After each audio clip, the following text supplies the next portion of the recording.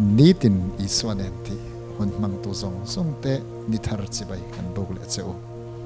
vaina hian pathian mangai pathian fa iswa thi sen atalei in ni a in special le ni ti kha atharin kan han masadu chawa midangte tana malsawm na ni hi a hlawk le a thatna an soi lok kila pathian in mishing mindin dan a hianin he khovel en kola manager anga enkol feltu rel feltu vong thato atan mishing te hi adin thu Genesis lama kan mu a chuanin nang ma tan chowa ma ni masial taka ke ma tan chowa ma ni inda poimo pera kanun hian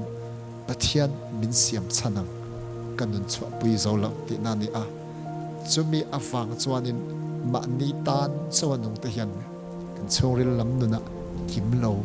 felhel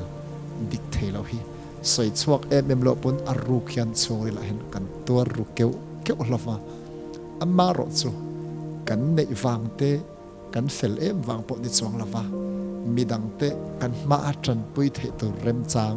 lo om lo pathian khoi na wanga kan an len chu hian alom ber pera kan tela kan watran pui fu ten lom phei chuan an lom na khan kan lom na choi sang le chutia ke ma ni lom na ron thlenga tak chu pathian nen kadin pol na a min tran pui tu man ro that tak alo ni boxi a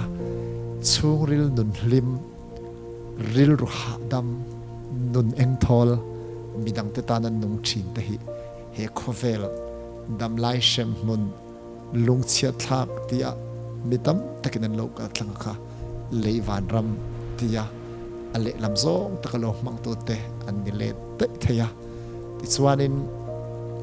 isum nei in demo I trong kam thai na mo inui mele mo I khon midang ipek manga mo a malsawm na itni the na kong hi ni tin hian pathian hian zau takin kong a hon se a kan lalpa iswa ngei po kha ma ni masial tak pathian chu ni sela pathian ani na ro pui hi a chen thei bi kher lawang ni ma sela midangte that na turin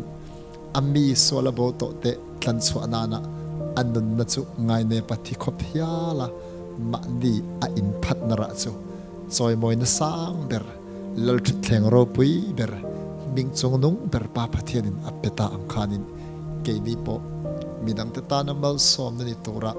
ma ni in senga kanin pek chwa na hi atira anuam halo ma sela ra thlamonom tak amma in chopa chu kan nuna hianin minlo mok tu ani ti sia in vaina hian midang tana malsawm ni tur hian iril ru in lo in ruam manla tin idu hun huna mi tran pui tur hi itong kher lawang I ma pathianina alo da te chok lo chu tran pui tum mala rem chang hi om lo fo thina chuwang tak son itan rem chang pathianina lo chop te a chuanin pathian thu oin chutia ang tran pui tur le antana malsawm ni turin ma lo lala chuanin khovele op chan pathianin adin chan che anga ma ni masial taka nunglawa midang te that na ta nei nun chuan nang ma mangai tu ichian tra har sat nei to hun laya itana ding tlatur mitam tak ilo nei mandon ti nani pokane chuwang chon vaina tang hian lalpa mengin malsawm ni turin lim takin ni mang turin du sakna kan lan tak me cheu lalpan malsawm cheu ro se